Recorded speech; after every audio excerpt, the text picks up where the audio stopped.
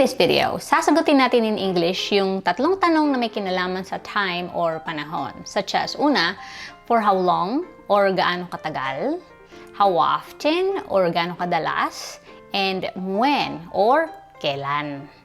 Hello mga kanayon! My name is Nori. Welcome if you're new to my channel and welcome back if you've been here before. Paano ba sagutin yung tanong na how long or for how long or sa Tagalog, gaano katagal? For example, how long have you been working at this company? Okay, so gaano katagal ka na raw ba nagtatrabaho sa kumpanyang ito?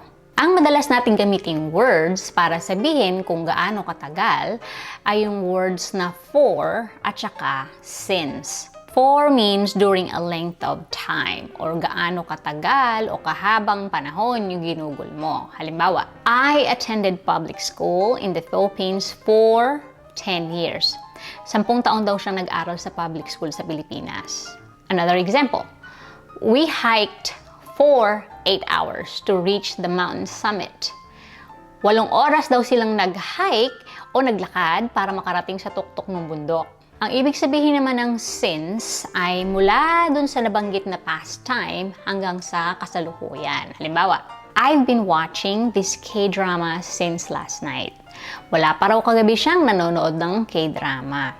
So, gaano kahaba o katagal na siyang nanonood ng K-drama?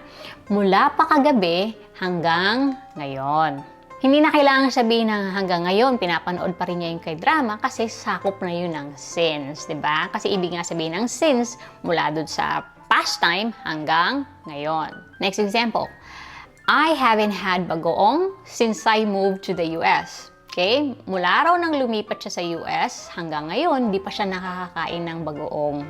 Next example, she started fasting on Friday and hasn't eaten since. Inumpisa niya raw mag-ayuno nung Biyernes at mula Biyernes hanggang ngayon, di pa siya kumakain. But we can also use the word all to express the duration of an occurrence. For example, he slept all day. Buong araw daw siyang natulog or maghapon siyang natulog. Alright? Next, they rehearsed their dance routine all week. So, gaano katagal daw sila nag-practice ng dance routine nila? Buong linggo or all week. Pwede rin gamitin yung through o kaya throughout. Kapareho sila ng meaning ng all, nang ibig sabihin ay for an entire period. For example, imbis na sabihin mong he slept all day, you can say he slept through the day o kaya he slept throughout the day. Lahat sila, ang ibig sabihin ay natulog siya maghapon or natulog siya buong araw. Pag-usapan naman natin yung gaano kadalas or how often. Okay? Yung word na often, pwede mong sabihin often o kaya often na walang T. Okay? Pareho silang correct pronunciation. Merong tinatawag na adverbs of indefinite frequency. Okay? Ano ba yung indefinite? Yung indefinite, ibig sabihin hindi malinaw, hindi sigurado, hindi eksakto. Yung adverbs of indefinite frequency, sila yung kinagamit mo kapag yung time na tinutukoy mo ay hindi eksakto. So, tansya lang siya. I have here a chart of adverbs of indefinite frequency. Let's start with the word always. Yung always, ibig sabihin niya ay palagi, lagi, and the action happens 100% of the time. So, walang palya. For example, the sun always rises in the east and sets in the west. Okay, yung araw daw laging sumisikat sa silangan at lumulubog sa kanluran. So, walang palya yung pattern na yan. It happens 100% of the time, kaya always yung ginamit. Alright? Another example. You must always wash your hands after using the restroom. Kailangan daw magugas ka ng kamay after mong gumamit ng CR. Kailangan mong gawin yan ng walang palya. Alright, isunod naman natin yung mga words na ang ibig sabihin ay madalas. Hindi sila palaging nangyayari, pero madalas. Dito sa chart natin, yung frequency or yung kung gaano kadalas mangyari, okay, ay 90% yung usually or typically, 80% yung normally or generally, at 70% yung often or frequently. Okay, hindi naman talaga tayo nagko-compute kapag ginagamit natin yung mga words na to, alright? So, tansya lang yung percentage na nasa chart. Percentage kung gaano sila kadalas mangyari. Lahat ng mga words na yan, ibig sabihin nila madalas, pero may pagkakaiba sila ng konti sa meaning. Yung usually or typically, maliban sa ibig niyang sabihin ay madalas, Ibig niya rin sabihin ay regular occurrence or a habit. Ibig sabihin, nakasanayan. Okay? Halimbawa, I usually eat all my fries first before eating my burger. O kaya, I typically eat all my fries first before eating my burger. Yung word na typically, by the way, ang bigkas ay typically. Huwag nyo nang i-stress yung A, hindi typically. Okay? Typically, right? So, madalas at nakasanayan niya na nakainin muna lahat ng fries niya bago niya umpisahan yung burger. Another example. I usually go to bed at 9 p.m. or I typically go to bed at 9 p.m.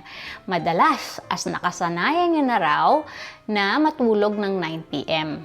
Yung normally or generally naman, ang ibig niya sabihin ay yun yung expectation or yun yung inaasahan mong mangyari. Okay? For example, the U.S. tourist visa application process normally takes 6 months or the U.S. tourist visa application process generally takes 6 months. Hindi 100% of the time, pero madalas at ang expectation ay 6 months ang itinatagal ng U.S. tourist visa application. Alright? Another example.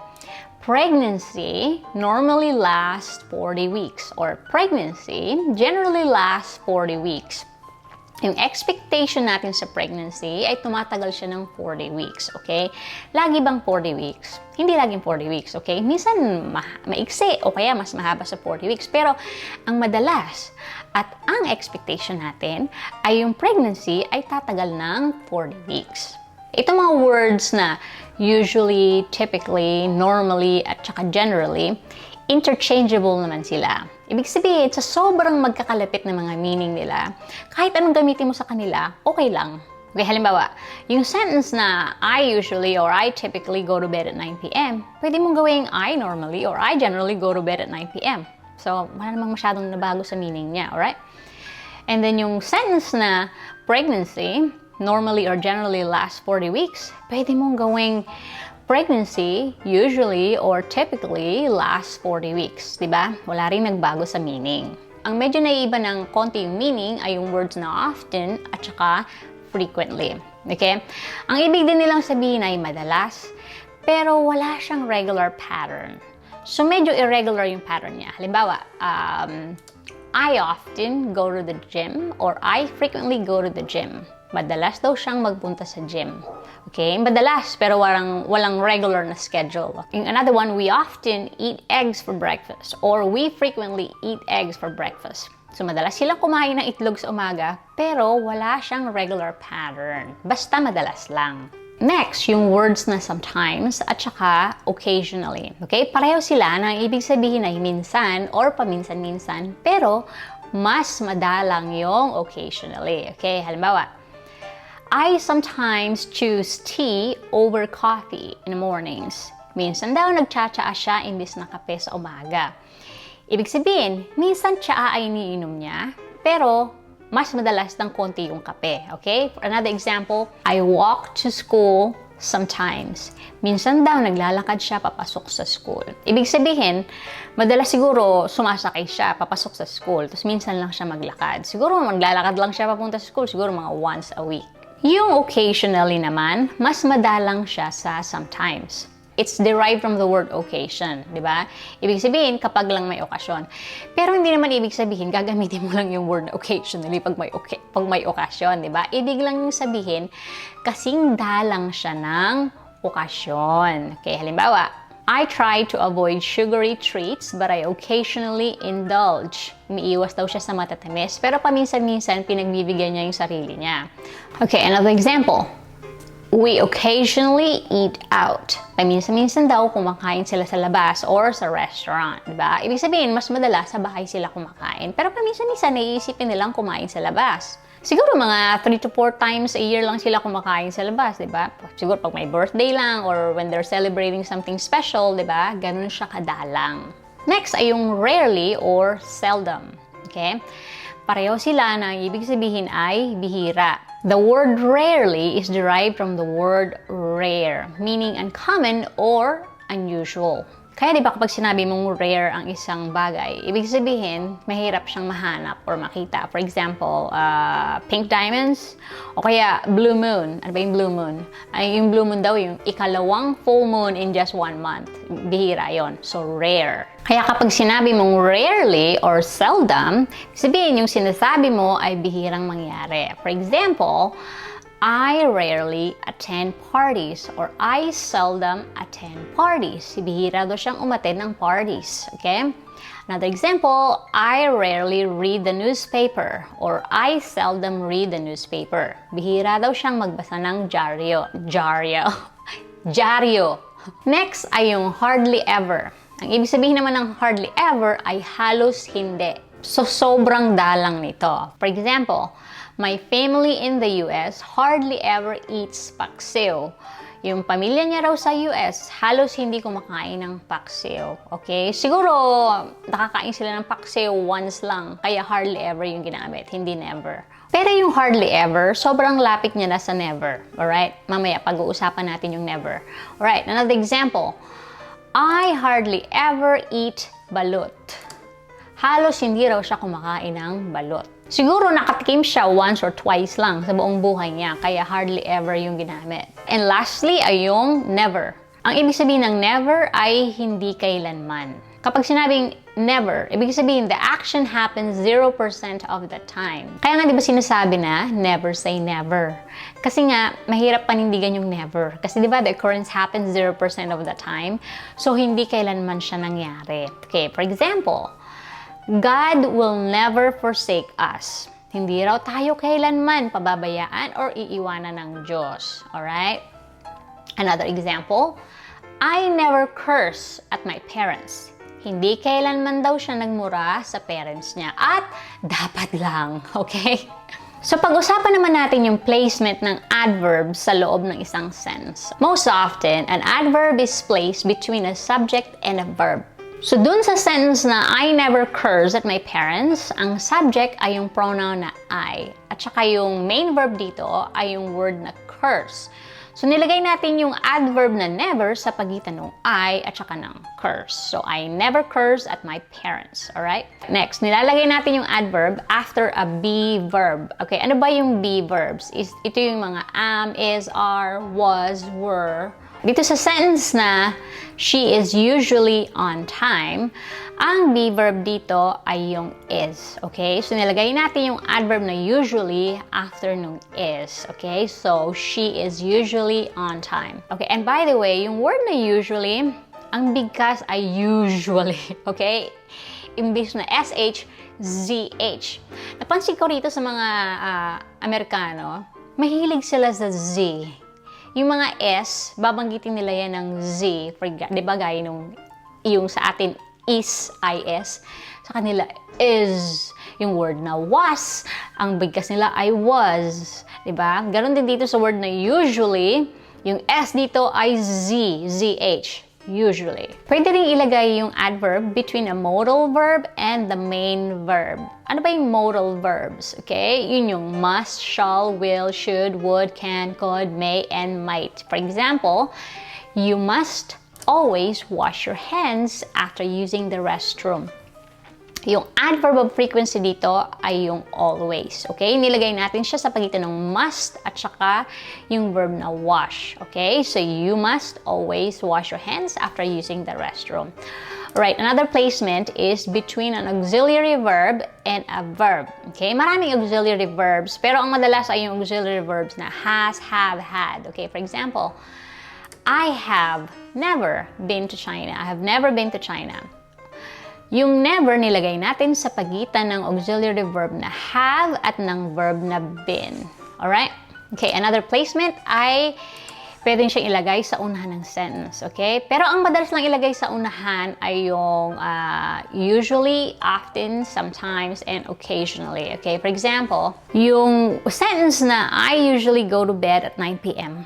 Pwede mong gawing, usually, I go to bed at 9 p.m. Okay? And then yung sentence na we often eat eggs for breakfast, pwede mong gawing, often, we eat eggs for breakfast. At saka yung sentence na I sometimes choose tea over coffee in the mornings, pwede mong gawing, sometimes, I choose tea over coffee in the mornings. Yung sentence na we occasionally eat out, pwedeng gawing occasionally we eat out. Pwede mo ding ilagay sa dulo yung adverb. Pero ang madalas lang ilagay sa dulo ay yung sometimes at saka often. For example, I walk to school sometimes. O kaya yung sentence na I often go to the gym, pwedeng gawing I go to the gym often. Pero ito yung mga tinuturo kong placement ng adverbs. Very technical siya. Pero sa totoong buhay, matututunan mo na lang yan kapag lagi mong naririnig. Halimbawa, yung sentence na, you must always wash your hands. Alright?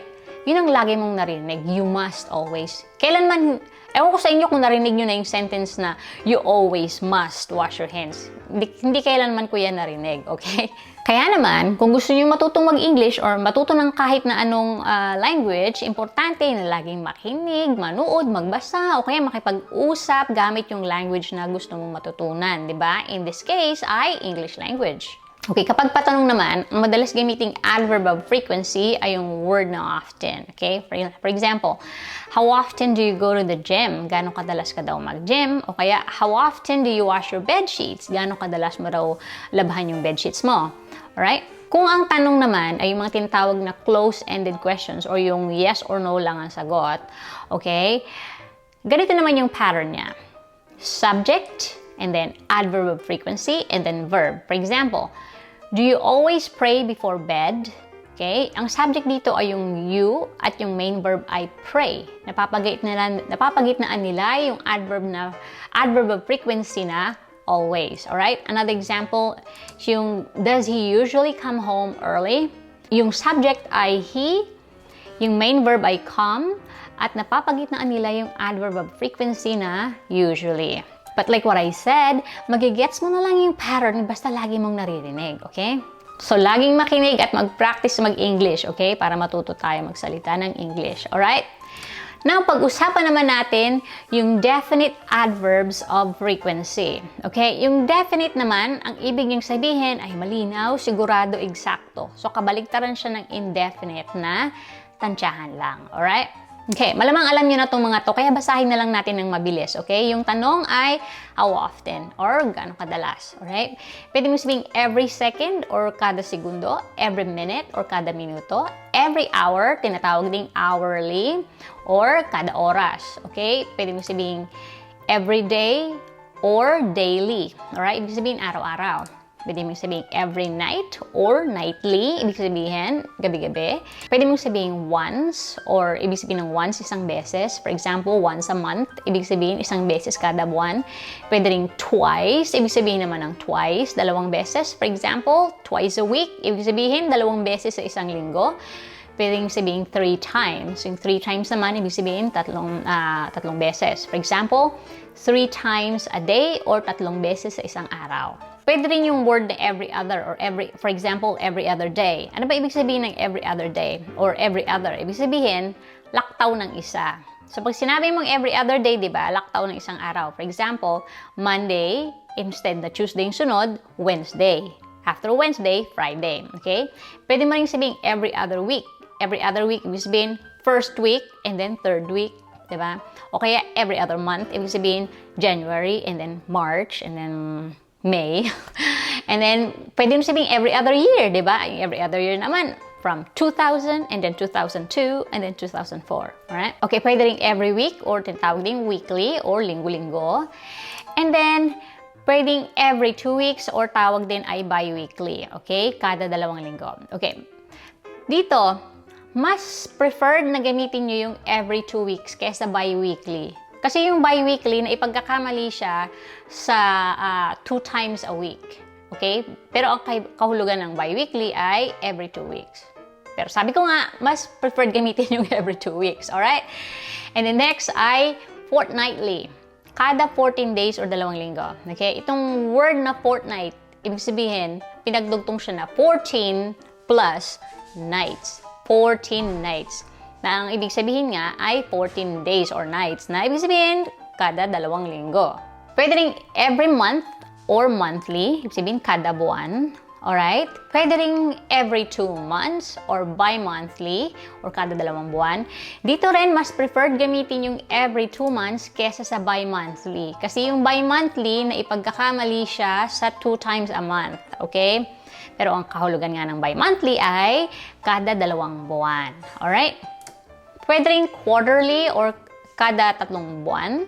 Okay? Yung quarterly, it's from the word quarter, or ibig sabihin ay 1/4. Ibig sabihin, yung buong taon na 12 months ay hinati sa 4 or quarters. So, 3 months, di ba? Or pwede rin sabihin na yearly or annually or kada taon. Okay? Usually, itong mga definite adverbs of frequency ay nilalagay sa dulo ng sentence. For example, I go to the gym daily. Araw-araw daw siya nag-gym. O kaya, I wash my bed sheets weekly. Linggo-linggo na niya raw nilalabhan yung mga bed sheets niya. Alright? Lastly, pag-usapan natin yung when or kailan. Here's a list of adverbs used to answer the question when. Okay? Una, last year, ibig sabihin nakaraang taon. Last month, nakaraang buwan. Last week, nakaraang linggo. And then yesterday, ibig sabihin kahapon. Today, ibig sabihin ngayong araw. Now, ibig sabihin ngayon. Okay, right now, ngayon mismo. Ibig sabihin later, ibig sabihin mamaya. This morning, ngayong umaga. This afternoon, ngayong hapon. And then this evening. Ano ba yung evening? Yung evening, yung early part ng gabi, di ba? Mga siguro approximately mga 5, siguro hanggang 8 or 9 p.m. The reason I'm explaining, kasi di ba tayo sa Tagalog, parang wala tayong word for evening. Kasi gabi lang ang sinasabi natin, di ba? Alright, anyway, this evening, ngayong early part ng gabi. Okay? And then next is tonight or ngayong gabi. Pwede mo sabihin tomorrow, bukas, next week, sa susunod na linggo, next month, sa susunod na buwan, and next year, sa susunod na taon. Okay? Para naman sa definite time, ang madalas gamitin ay hindi adverbs. Ang madalas gamitin ay prepositions. Yung prepositions na in, on, at, especially. So, pinag-usapan na natin to sa lesson number 6. Kung hindi nyo pa napanood yung lesson number 6, ilalagay ko yung link sa description box sa ibaba para mapanood nyo after watching this video. Kung hindi nyo pa napanood yung lesson number 6, bigyan ko lang kayo ng maiksing summary, di ba? Yung in, ginagamit natin siya kapag mahabang period of time. Halimbawa, taon o kaya buwan. For example, I was born in 2004 or kaya I was born in May. Yung on naman, ginagamit siya kapag kompletong date or days of the week. For example, I was born on May 3rd, 2004 or I was born on a Monday. Okay? At yung at naman, ginagamit siya kapag oras. For example, I was born at 3 p.m. Okay, and lastly, if you need to use more than one adverb of time in the sentence, ito yung pagkakasunod-sunod niya. Okay? Unahin mo yung for how long, and then pangalawa, yung how often or gaano kadalas, and lastly, sabihin mo kung kailan or when. Okay, halimbawa, gusto mo sabihin, gaano katagal at saka gaano kadalas. So, unahin mo yung gaano katagal. For example, I study for 2 hours every day. Okay, yung for 2 hours, gaano katagal, every day, gaano kadalas. Alright? And kung gusto mo nang sabihin gaano katagal, tapos kailan. Okay, pwede mo sabihin, I studied for 2 hours yesterday. Yung for 2 hours, gaano katagal, yesterday, kailan siya nangyari. Alright? Halimbawa, kung gusto mo naman sabihin na gaano kadalas, tapos sabihin mo kung kailan, uunahin mo yung gaano kadalas. For example, I studied every day last month. Yung everyday ay yung gaano kadalas, yung last month, kailan siya nangyari. Lastly, kung sasabihin mo yung tatlo, gaano katagal, gaano kadalas, kailan, ganito itsura niya. I studied for 2 hours every day last month. Yung for 2 hours, kung gaano katagal siya, every day, gaano kadalas, and last month, kailan. May homework dapat tayo. Kaya lang I noticed, walang sumasagot ng homework. Kaya wag na lang. Wag natang sayangin mga oras natin. Alright? Tanong ko lang, mas gusto niyo bang walang homework or meron? Okay? Let me know in the comment section. Alright? Mga kanayon, huwag kayong matakot sa mga grammar police. Alright? Mag-practice kayong mag-English kahit pamali-mali. Kaya alalahanin niyo yung mga native English speakers, mali-mali rin mag-English. Tayo pa ba na hindi naman first language ang English? Pero kahit na pamali-mali, sana mag-English lang din kayo. Hindi kailangan nyo na